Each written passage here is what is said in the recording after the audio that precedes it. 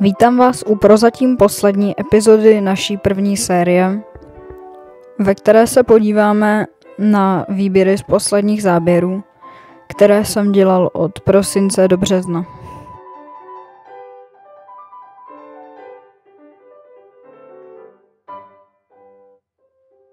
Tentokrát bude prvním druhem velmi běžná hrdlička zahradní. Vyskytuje se po celé Evropě, v Asii a v severní Africe. Má 4 poddruhy. Je to poměrně společenský pták, který se sdružuje v hejnech. Pokud je ale období rozmnožování, vykazuje velmi teritoriální chování. Nedílnou součástí místní krajiny jsou potoky. Vyskytuje se na nich například ledňáček, ale je ho příliš těžké zachytit a já mám fotografie pouze ve velmi špatné kvalitě. Viděli jste je již v první epizodě. Ale já jsem se rozhodl, že ho dám do nějaké epizody znovu a v lepší kvalitě. Ale s tím máte teď smůlu a budete si muset počkat. Který živočich je tady ten, kterého vám v tomto potoce chci ukázat? Tento. Rak říční. V dnešní době je velmi vzácný. U nás se totiž vyskytuje ještě invazivní druh rak americký, který sem zavlekl račí mor a ten postupně všechny raky zabíjí. Dalším faktorem je znečištění vody. Raci jsou na něj velmi citliví. Stačí jenom malé množství znečištění a raci zde přestanou žít. Rak je dobrou potravou pro zdejší druhy vodních ptáků a dalších živočichů. Ale teď zpět k mým oblíbeným ptákům. Dnes si představíme ještě hýla obecného. Většinou žije skrytě v korunách stromů, ale pokud například dozrávají borůvky nebo jsou na zemi spadané zralé bukvice, slétá často dolů.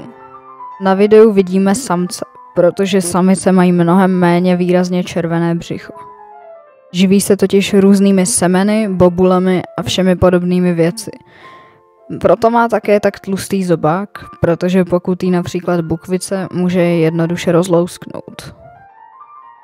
Nejradši hnízdí na jehličnatých stromech. Dalším druhem bude sněženka podsněžník. Vyskytuje se v Evropě a v západní Asii. Na přirozených stanovištích je již velmi vzácná a většinu sněženek, které dnes můžeme vidět, jsou splanělá populace ze zahrádek.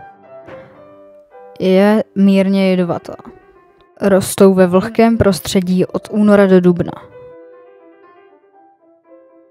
Dalším druhem je bledule jarní.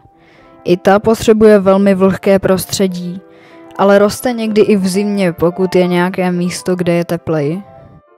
Je silně jedovatá a na místech, kde se přirozeně vyskytuje, vytváří i takovéto obrovské porosty. Je potom téměř všude. Dnes je ale tato rostlina chráněná. A na Moravě se může plést s příbuznou bledulí letní. A to je z poslední epizody vše. Možná se k Vysočině ještě vrátíme, takže se může objevit i 6. epizoda. Teď se ale budeme soustředit na novou řadu, která bude o Praze, poté bude Středočeský kraj a poté nejspíš Pardubický. Doufám tedy, že se vám toto video líbilo.